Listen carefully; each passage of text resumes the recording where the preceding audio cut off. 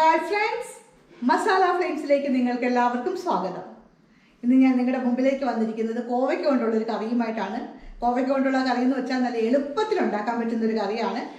ആർക്കും ഏറ്റവും എളുപ്പത്തിൽ ഉണ്ടാക്കാൻ പറ്റുന്നൊരു കറിയുമായിട്ടാണ് ഞാൻ ഇന്ന് നിങ്ങളുടെ മുമ്പിലേക്ക് വന്നിരിക്കുന്നത്. നിങ്ങളെല്ലാവരും ഇത് ഉണ്ടാക്കി നോക്കണം.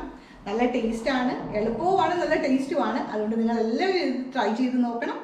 അപ്പോൾ നമുക്ക് നമ്മുടെ അടുക്കളയിലേക്ക് പോകാം. ഇതെങ്ങനെയാണ് ഉണ്ടാക്കുന്നതെന്ന് നോക്കാം. ഓക്കെ, കോവയ്ക്ക കറിക്ക് വേണ്ടുന്ന സാധനങ്ങളാണ് ഞാനിവിടെ എടുത്തു വച്ചിരിക്കുന്നത്. കോവയ്ക്ക 250 ഗ്രാം നീളത്തിൽ അരിഞ്ഞത്, പച്ചമുളക് 2 എണ്ണം നീളത്തിൽ അരിഞ്ഞത്, കുരുമുളക് പൊടി 1/2 ടീസ്പൂൺ, കടുക് 1/2 ടീസ്പൂൺ, വെളിച്ചെണ്ണ 2 ടേബിൾ സ്പൂൺ, കറിവേപ്പില 2 തണ്ട്, ഉപ്പ് 1/2 ടീസ്പൂൺ. നമുക്ക് ഒരു ചട്ടി എടുത്ത് അടുപ്പിൽ വെച്ചിട്ട് അത് ചൂടായതിനു ശേഷം അതിലേക്ക് എണ്ണ ഒഴിച്ചു കൊടുക്കാം.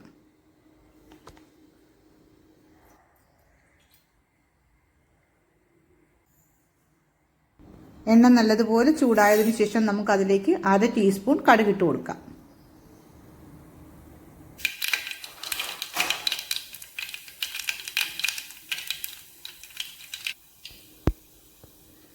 കടുകെല്ലാം നല്ലതുപോലെ പൊട്ടി തീർന്നതിന് ശേഷം അതിലേക്ക് നമുക്ക് കറിവേപ്പില ഇട്ട് കൊടുക്കാവുന്നതാണ്. കറിവേപ്പില ഇട്ടതിന് ശേഷം നമുക്ക് കോവയ്ക്ക, അരിഞ്ഞു വെച്ചിരിക്കുന്ന കോവയ്ക്കയും പച്ചമുളകും ഇതിലേക്ക് ഇട്ട് കൊടുക്കാം. ഞാൻ കോവയ്ക്ക ഒരു 4-5 ആയിട്ടാണ് നീളത്തിൽ അരിഞ്ഞിരിക്കുന്നത്. അതുപോലെ തന്നെ പച്ചമുളകും നീളത്തിലാണ് അരിഞ്ഞിരിക്കുന്നത്. അത് രണ്ടും നമുക്ക് ഇതിലേക്ക് ഇട്ട് കൊടുക്കാം. കോവയ്ക്ക ഇട്ടതിന് ശേഷം നമുക്കൊരു സ്പൂൺ കൊണ്ട് നല്ലതുപോലെ ഒന്ന് മിക്സ് ചെയ്യാം. ആ എണ്ണയും കോവയ്ക്കയും എല്ലാം കൂടി നല്ലതുപോലെ ഒന്ന് മിക്സ് ചെയ്യാം. മിക്സ് ചെയ്തതിന് ശേഷം നമുക്ക് ഇതൊരു അടപ്പ് കൊണ്ട് അടച്ച് ഒരു 10 മിനിറ്റ് വെക്കാം.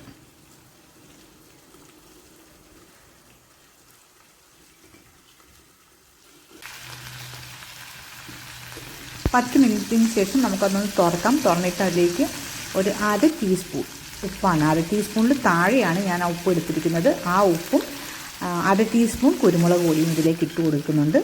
അതിട്ടിട്ട് വീണ്ടും നമ്മൾ സ്പൂൺ കൊണ്ട് നല്ലതുപോലെ ഒന്ന് മിക്സ് ചെയ്യുക. മിക്സ് ചെയ്തതിന് ശേഷം നമുക്ക് വീണ്ടും ഇതൊരു അടച്ച് വെക്കാം. അടപ്പ് കൊണ്ട് അടച്ച് വെക്കാം. 1-2 മിനിറ്റും കൂടി അടച്ച് വെച്ചിരുന്നാൽ മതി. ഏകദേശം 2 മിനിറ്റ് കഴിയുമ്പോഴത്തേനും നമ്മുടെ കറി റെഡി ആയിരിക്കും. അപ്പം നമുക്ക് ആ അടപ്പ് തുറന്നിട്ട് സ്റ്റൗവൊക്കെ ഓഫ് ചെയ്ത് കറി ഉപയോഗിക്കാവുന്നതാണ്. നല്ല ടേസ്റ്റാണ്. അപ്പോൾ എല്ലാവരും ഉണ്ടാക്കി നോക്കണം. അതുപോലെ എല്ലാവരും എൻ്റെ ചാനൽ സബ്സ്ക്രൈബ് ചെയ്യണം, ഷെയർ ചെയ്യണം, ലൈക്ക് ചെയ്യണം. നിങ്ങളെല്ലാവരും എന്നെ സപ്പോർട്ട് ചെയ്യണം.